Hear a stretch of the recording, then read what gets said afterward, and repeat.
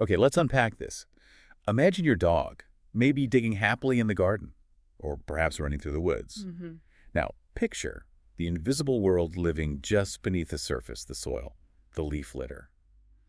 What if I told you that in specific places, in certain parts of the country, that ground harbors tiny, microscopic organisms Right. that can pose a really serious, sometimes devastating threat to our animal companions' lungs and beyond? It's a powerful and often unseen link between the environment animals live in and, well, some pretty significant health challenges they can face. Absolutely. And that's what this deep dive is focused on today. Huh. We're looking at a veterinary clinical text you've shared with us, Yeah. taking a deep dive specifically into the topic of fungal pneumonia in animals. Mm. Our mission here is to cut through the technical detail in this source material and pull out the core insights, the vital facts, what you really need to grasp about this specific condition. Giving you the informed shortcut, basically. Exactly. Straight from the experts in the text. So, starting at the beginning, what exactly are we talking about when we say fungal pneumonia?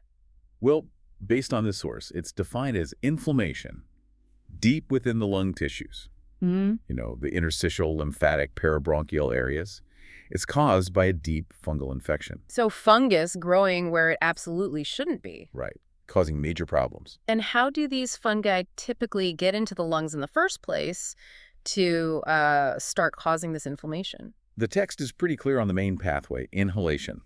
Animals breathe in microscopic bits of the fungus, often spores or fragments from the environment. Like contaminated soil. Contaminated soil, decaying plant material, yeah, that sort of thing. So they're quite literally inhaling the potential problem from the dirt or leaves around them. Exactly that. Once these fungal elements are inside the lungs, they start to colonize the tissue. Mm. And the source highlights a fascinating aspect. Some of these fungi, like Blastomyces, Histoplasma, and Coccidioides, are what's called dimorphic. Dimorphic. What does that mean in this context? It means they have two forms. So like in the cool environment, they grow like mold with these thread-like structures. Okay. But once they're inhaled into the warm body, they switch to a different form, typically a yeast phase. Ah, okay. And that yeast form, it's better at spreading inside the body. That seems to be the case, yeah. It's Yeah. often better at spreading. Now, other fungi, like some Aspergillus species, they just grow as mold-like structures, those mycelia, directly in the tissues. And it's not confined just to where they land in the lungs, is it? This can become a much bigger problem. Right. The source stresses that systemic dissemination, which just means the fungus spreads from the lungs. Right. Through the bloodstream or lymphatics. Exactly. Spreading to other parts of the body that's unfortunately very common, especially in dogs and cats. So what happens to the lungs themselves once this colonization and growth starts? What are the effects? Well, the presence of the fungus triggers a pretty significant inflammatory response. Yeah. This inflammation in the interstitial and alveolar parts of the lung interferes with oxygen transfer. Leading to hypoxia, low oxygen. Yeah, low oxygen levels in the blood. And if it involves the airways, that can cause a cough. The text notes that the body's immune reaction results in a specific type of inflammation called pyogranulomatous inflammation. Pyogranulomatous, that sounds complex. It is sort of a mixed bag of inflammatory cells trying and often failing to wall off or destroy the fungus. And this can lead to some, well, pretty severe damage and complications within the chest cavity. Absolutely. The source lists potential pulmonary complications like widespread pneumonia, both interstitial and bronchial. Fluid buildup around the lungs. Pleural effusion. Right, that. Also, masses forming in the chest cavity, mediastinal granulomas, and even a severe form of lung injury called ARDS. Acute respiratory distress syndrome. Yeah, and even blood clots in the lung vessels, pulmonary thromboembolism. So it's much more than just a simple infection. It can become this complex, damaging process, affecting the whole respiratory system and, as you said, beyond. Which brings us to the beyond part. Where else in the body can these fungi end up once they spread from the lungs? Does it depend on the fungus? It really does depend on the specific type of fungus, and the source gives us a breakdown.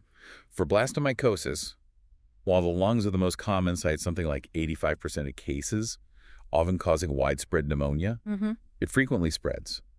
The text says you'll often see involvement of the skin, lymph nodes, eyes, bones, reproductive tract, and the central nervous system, the brain and spinal cord.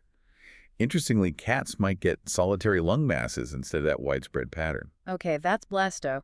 What about histoplasmosis? Histoplasmosis also commonly causes diffuse interstitial pneumonia, and the source notes this is especially seen in cats. and large lymph nodes near the lungs are common too. This one frequently targets the GI tract. The gut? Yeah, the gastrointestinal tract, liver, lymph nodes again, spleen, bone marrow, eyes, bones, and CNS. A lot of systems. Wow. And coccidioidomycosis, is that similar? Similar pattern of spreading, yeah. For coccidioidomycosis, or valley fever, widespread interstitial or bronchial pneumonia is common, more so in dogs than cats, apparently. Enlarged lymph nodes in the chest are also frequent, and again, it commonly spreads, often involving bones, skin, eyes, lymph nodes, and the CNS. So there's definitely a pattern here with these dimorphic fungi starting in the lungs and then just spreading widely. Pretty much hitting many different organ systems. Are there others that behave differently? You mentioned Aspergillus earlier. Yeah, and cryptococcosis is another one. The source notes crypto is actually most common in the nasal cavity in cats, sometimes extending directly into other tissues from there. So not starting in the lungs primarily? Not usually, no. In dogs, the neurologic system is a frequent target for crypto. Skin and other organs can be affected too, but lung involvement isn't the primary route or the typical presentation like with the others. Okay. And systemic aspergillosis. That one, particularly a species called Aspergillus terreus, can cause pneumonia, but it also commonly involves the kidneys and bones. It's really striking how some, like you said, start in the lungs and spread out, while others, like crypto in cats, might start elsewhere, like the nose. It really underscores that fungal pneumonia is maybe a bit of a simplification. It's often about systemic fungal disease that frequently involve the lungs, but not always as the starting point. Precisely. A very good point. Now, moving from what it is and where it goes, let's consider who is more likely to get it. Are some animals just more susceptible? The source does touch on genetics. It suggests that maybe breed differences in susceptibility could be linked to variations in how their immune systems respond. Interesting. In terms of species, dogs are primarily affected by those dimorphic fungi we talked about, Coccidioides. Cats are less commonly affected by those. But cryptococcosis is the notable exception, where cats are actually more represented. Okay. And are there specific breeds that the source flags as being at higher risk? Yes, there are some breed predilections mentioned. Large breed dogs, particularly those used in hunting or field trials, seem more susceptible to these systemic mycoses. Makes sense, given the environmental exposure. Right. Doberman pinschers and Rottweilers are specifically noted as predisposed to the widespread disseminated disease. German Shepherds are overrepresented for systemic aspergillosis and Cocker Spaniels for cryptococcosis. So quite a few specific breeds pop up. What about age and sex? Does they play a role? They seem to. Young animals, generally under 4 years old, are considered predisposed, though the source is clear it can happen at any age. Okay. And interestingly, males are affected 2 to 4 times more often than females. Huh. Any idea why? The source doesn't really speculate, but it's a consistent finding. Okay. Now, given that the main entry point is often inhaling it from the environment, knowing the geographic distribution of these fungi seems absolutely crucial. Where are they typically found? Yeah, this is really key. The source gives a pretty detailed map. Blastomycosis is endemic, meaning it's regularly found in specific river valleys in the U.S., Southeast, and Midwest. Think along the Mississippi, Ohio, Missouri, and Tennessee rivers, and around the southern Great Lakes. It's also found in parts of the southern mid-Atlantic states, the Pacific Northwest, and up into southern Canada, extending from the East Coast into Saskatchewan and Manitoba. So areas with specific climate and soil conditions seem to favor it. Damp, maybe? Organic matter?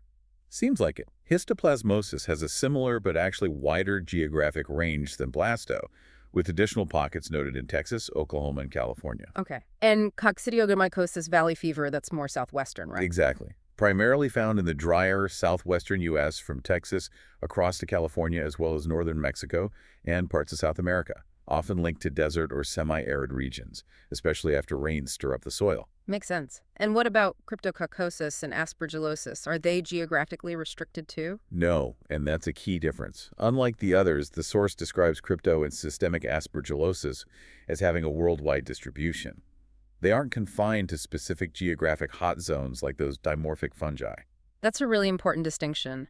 The geographic link is super strong for blasto, histo, cocci, but not so much for crypto and aspergillus. Right. So if you're in or traveling to one of those endemic regions with, say, a young, male, large breed dog, Yeah. well, this is definitely something to be aware of. Absolutely. So What are the actual signs you might see if an animal develops one of these fungal infections? What should a pet owner or a vet be looking for? Well, because these diseases can hit multiple organ systems, the signs can be incredibly varied and sometimes really nonspecific, which, makes diagnosis tricky. Yeah, I bet. The source lists several historical findings a vet might pick up on from the owner. Chronic weight loss and a poor appetite are common. Okay. Discharge from the eyes and nose can occur. Coughing can happen, but the text notes it's surprisingly inconsistent, even when there's significant lung involvement. That's really counterintuitive, isn't it, for something often called fungal pneumonia? It really is. Other respiratory signs might be rapid breathing tachypnea or maybe tiring easily with exercise. Yeah. Labored breathing when resting, that's dyspnea, that's a sign of severe disease, and is noted as being more common in cats. Okay, so beyond the lungs. Right.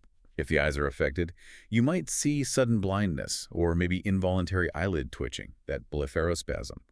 Skin lesions are quite common, but can be subtle initially. The source describes small bumps or nodules on the skin. That might not even be noticed until they rupture and form these draining tracts. Lameness can indicate bone infection. And if the CNS, the nervous system, is involved, you might see neurologic signs like seizures, poor coordination, ataxia, or changes in behavior. So you really can't just look for a cough. You have to consider this whole range of potential issues. What would a veterinarian find on a physical exam then? On examination, animals with chronic disease are often thin or even wasted emaciation. About half will have a fever. Okay. A vet listening to the chest might hear abnormal breath, sounds harsh, loud, maybe crackles, especially in cats. Coughing can sometimes be triggered by gently pressing on the windpipe, the trachea. Difficulty breathing at rest, again, points to severe disease. Right. And enlarged lymph nodes throughout the body, generalized lymphadenopathy, are common, particularly in dogs with those dimorphic fungal infections. Are there specific exam findings that might point towards one fungus over another, like clues? Yes, the source highlights some key ones. With blastomycosis in dogs, those skin nodules and draining tracts are very characteristic. Also, severe eye issues like inflammation deep inside the eye. Chorioretinitis. Exactly. Chorioretinitis or retinal detachment, which can cause blindness. Coccidioides in dogs often causes lameness because of bone pain, that osteomyelitis, and can affect the thrac around the heart pericardial disease. Cats with Cocci are apparently more likely to just have skin lesions. Interesting difference there. Yeah. Histoplasmosis in dogs can cause severe wasting and bloody diarrhea, while in cats, skin lesions might be the main finding again.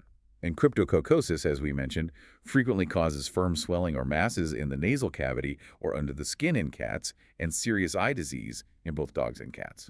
That variety makes the veterinarian's job incredibly complex, trying to piece this puzzle together. Yep. So how do they actually confirm a diagnosis when the signs are so diverse and overlap with so many other conditions? What's the diagnostic pathway look like? Well, diagnosis really starts with the vet putting fungal disease on their list of possibilities, the differential diagnosis list. Right, considering other things it could be. Exactly. And that list includes other conditions that can look similar, like spreading cancers, metastatic neoplasia, or certain inflammatory lung diseases like eosinophilic pneumonia, other infections like bacterial pneumonia, or even FIP in cats, or blood clots in the lungs. Lots of serious stuff. So ruling things out is a big part of it. Definitely.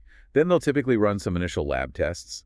A standard blood count, the CBC, might show a moderate increase in white blood cells, sometimes with immature cells present, that left shift, and often low lymphocytes, lymphopenia.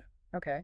With histoplasmosis, you might even see low counts of white cells, platelets, or red blood cells, a non-regenerative anemia, especially if the bone marrow is involved. Right, because histo hits the bone marrow sometimes. Yeah. Blood chemistry panels often show high globulin proteins and low albumin protein. That's a common pattern in chronic inflammation. Occasionally, calcium levels can be high. Liver enzymes might be elevated, especially with histoplasmosis affecting the liver. And urine tests. Urinalysis is often normal, though protein in the urine can occur, and rarely the fungus itself might be seen if the urinary tract is involved, particularly with Aspergillus. So these standard tests give clues, maybe raise suspicion, but they aren't specific for fungus, right? Not specific, no. They support the picture, but don't confirm it. So what about tests that directly look for the fungus or the body's reaction to it? Right, this is where the specific fungal diagnostics come in, and it's a critical part of the process. Antigen testing, which looks for pieces of the fungus itself circulating in the body, is considered quite sensitive and specific for Blastomyces or Histoplasma, Okay. especially when run on serum, so blood or urine samples. There can be some cross-reactivity, meaning a test for blasto might weakly react with histo and vice versa. Good to know. What about Coccidioides antigen tests?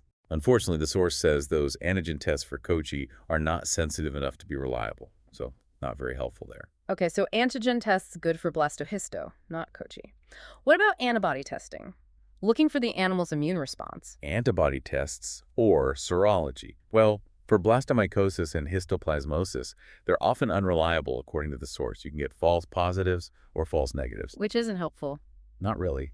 However, for coccidioidomycosis, a positive AGID titer that's a specific type of antibody test is considered reliable, especially when you combine it with compatible clinical signs and a history of being in an endemic area. Okay, so antibody testing is useful for Cocci. Yes, and for cryptococcosis, looking for the fungal capsule antigen in serum, CSF spinal fluid or urine using a latex agglutination test is highly reliable. That's really a go-to diagnostic for crypto. So it's really specific tests for specific fungi, and you have to know which test is reliable for which suspected infection. Exactly. But the gold standard, as you might guess, is actually seeing the organism. Right, visual confirmation. Yep. The most definitive diagnosis comes from visualizing the fungus directly. This is done through cytology, looking at cells from a sample under a microscope or histology, looking at tissue samples. Can you culture it? You culture the fungus, and that also provides a definitive diagnosis. But the source notes this isn't typically needed, it can be difficult, and crucially, it carries a risk of zoonotic transmission. Meaning people handling the culture could get infected. Potentially, yes. Yeah. So it's usually avoided unless absolutely necessary, and labs need special precautions. That's a really crucial point about safety. So seeing the organism microscopically is key. What about imaging like X-rays or scans? How they fit in? Imaging is very important for assessing the extent of the disease, especially in the lungs and bones. Chest X-rays, thoracic radiographs, often show characteristic patterns. You might see widespread small nodules throughout the lung tissue or sometimes larger masses. Enlarged lymph nodes in the chest are also common. Cats, as mentioned, are noted as being more likely to have just one or two large focal masses in the lungs compared to the more diffuse pattern often seen in dogs. Okay. And if you suspect bone involvement, Then X-rays of the affected limb are needed. They'll often show destruction of bone tissue osteolysis alongside new bone formation, that periosteal proliferation, and swelling around the bone. Ultrasound can also be useful to look for involvement in the abdomen, like granulomas or enlarged nodes, or behind the eye if ocular disease is suspected. got it. And how do vets actually get the samples needed to see the organism under the microscope? Well, the source lists various diagnostic procedures depending on where the lesions are located. If there are skin lesions like those nodules or draining tracts, Right. an impression smear or a fine needle aspirate of one of those is often the easiest way and, frankly, most likely to yield the organisms for diagnosis. Makes sense. What about getting lung samples? To get lung samples, a fine needle aspirate of lung tissue can be performed, which the source says is often more diagnostic than samples collected from the windpipe via a tracheal wash or using a scope, a bronchoalveolar lavage, or BAL. Okay. Aspirates or biopsies of enlarged peripheral lymph nodes are also common and often diagnostic. If cryptococcosis is suspected with neurologic signs, sampling the spinal fluid, a CSF tap, is important. Right, because crypto likes the nervous system. Exactly. And for histoplasmosis, especially if blood work suggests bone marrow involvement, aspirates of the bone marrow, liver, or spleen might be performed. Sometimes, ultimately, a surgical biopsy might be needed to get a good tissue sample if these other methods don't yield a diagnosis. So quite a range of procedures might be needed. And when the pathologist looks at these samples, what's the characteristic pattern they see? The characteristic tissue reaction seen under the microscope is that pyogranulomatous inflammation, that mix of inflammatory cells we talked about earlier, pus cells and macrophages, basically. Okay. And do they usually see the fungus itself? The source says the fungal organisms themselves are usually visible within this inflammation with blasto, histo, crypto, and aspergillus. They can sometimes be difficult to find, though, especially apparently with coccidioidomycosis. Right. So diagnosing this is clearly a multi-layered process. You've got the history, the exam, routine labs giving clues, then specific fungal tests, imaging to see the extent, and often needing a sample to actually see the organism directly. It's real detective work. It really is.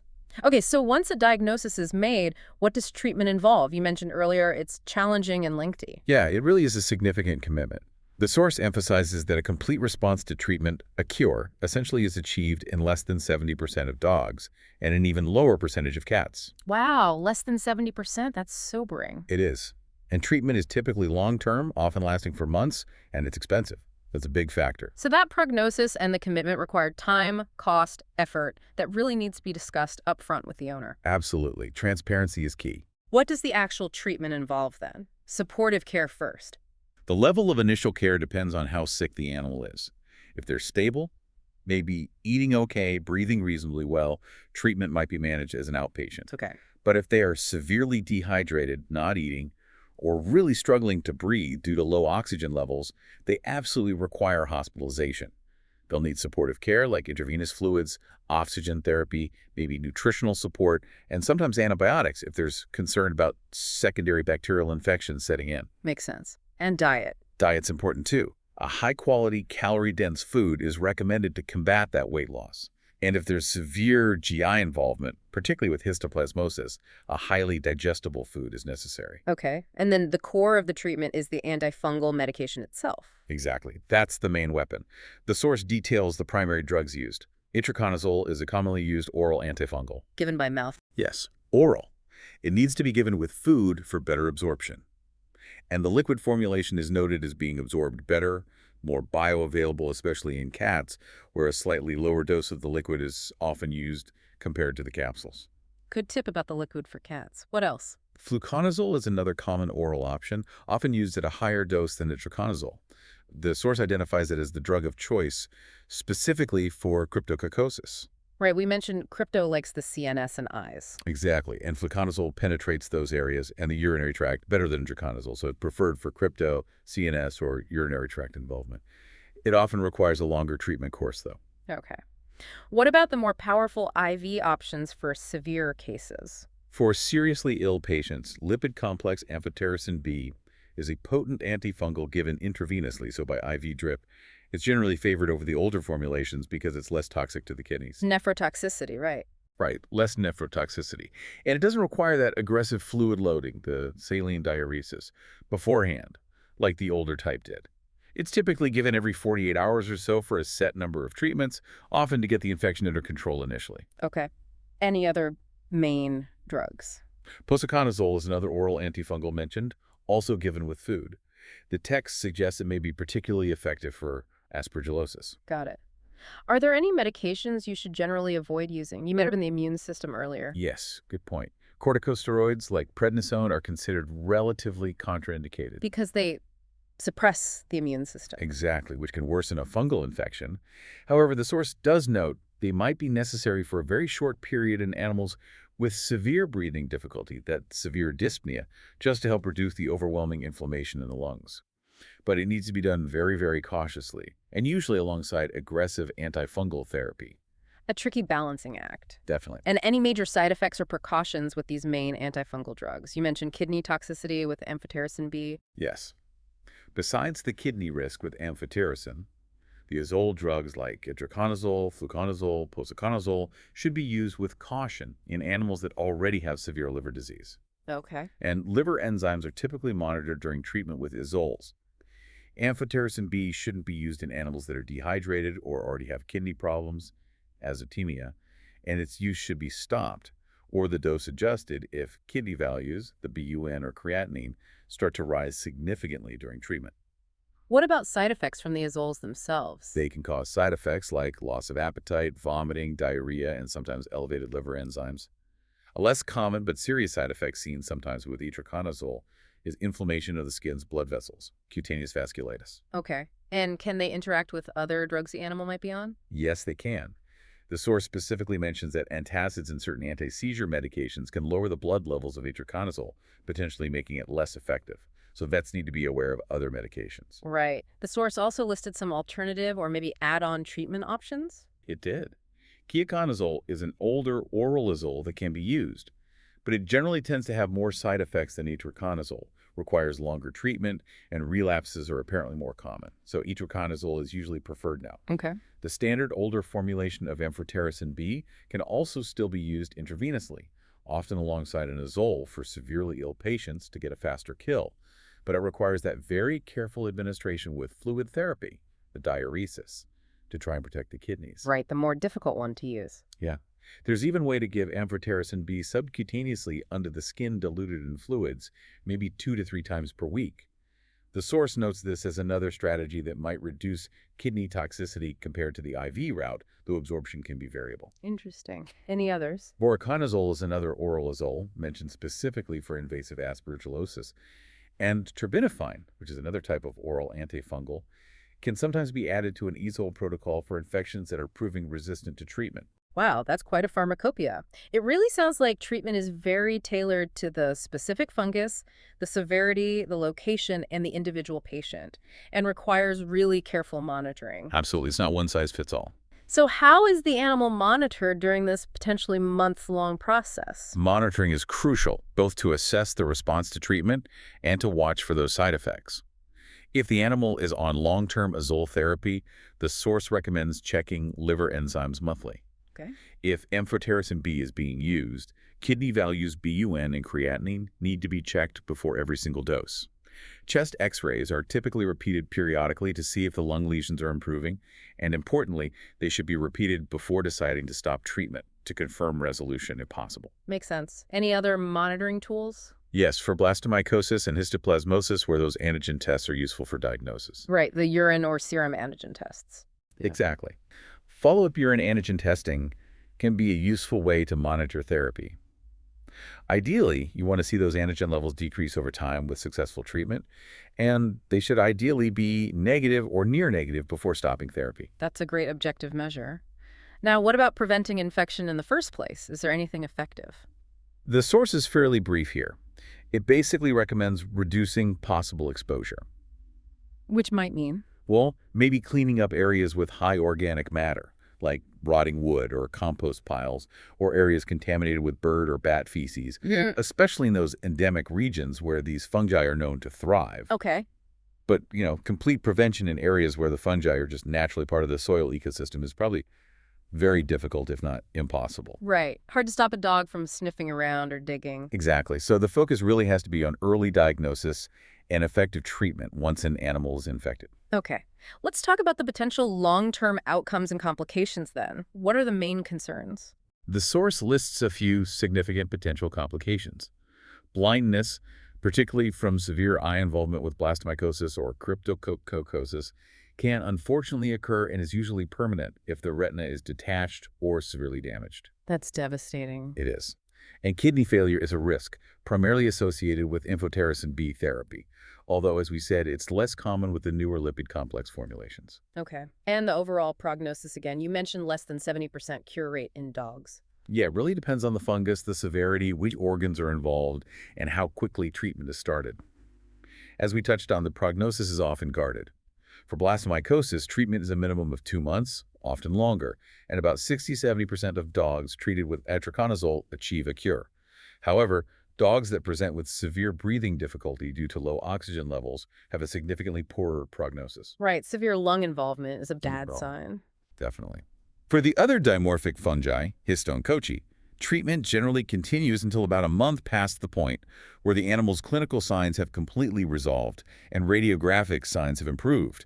Systemic aspergillosis, particularly the Aterius form, typically carries a poor prognosis regardless of treatment. On relapse. Relapse is a real concern. Importantly, the source notes that even after months of apparently successful treatment, relapse can occur, sometimes up to a year or even longer after stopping medication. The fungus can kind of hide out and reemerge. Wow. So even getting through the long, expensive treatment doesn't always mean the animal is out of the woods permanently. Unfortunately not. It really highlights just how persistent these organisms can be and the challenges in completely eliminating them from the body sometimes. Okay, let's try and bring this all back together then and pull out the key insights from this deep dive into the source material on fungal pneumonia in animals. Sounds good. I think the big picture here is that this is a serious, often widespread systemic disease that usually starts with inhaling microscopic fungi from the environment. And for some of the most common culprits, like blasto, histo, and cocci, where you live or travel, is hugely important because they're concentrated in specific geographic areas. Absolutely. And key insights for me include recognizing that The signs can be incredibly varied. It's not just about the lungs, it hits multiple organ systems, and that classic sign you might expect, coughing, isn't always consistently present. Right, that inconsistent cough is a big one. And diagnosis is complex. It's a process involving imaging, specific fungal tests like antigen or antibody assays, knowing which test for which fungus.